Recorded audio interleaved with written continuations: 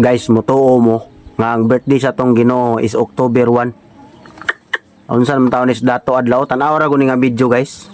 Dili December 25 ang pagkatao ni Lord Jesus, kung dili October 1.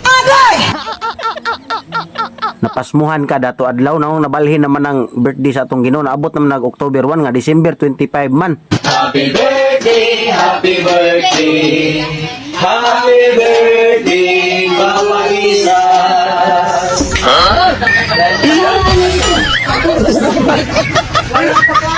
God is justice. God is justice. God is justice. Kapunong karon mga igsoon, ani ang kita aron sa atong pagtambayayong sa nag-celebrate sa birthday karon ining adlaw sa adlaw nga natawhan sa atong Dios nga nagpakatao nga mao si Lord Jesus. Dili December 25 ang pagkatao ni Lord Jesus, kung dili October 1. No? Kaya ang December 25 mao kini ang paghatag og regalo. Atong pag-celebrate karon adlaw nga natawhan sa atong Dios nga nagpakatao og bulahan ang atong nasabay. Ini nga pizza, yan is justice, no? Nga October 1, kung atong i-short, ang October 1 is OCT, Original Certificate Title.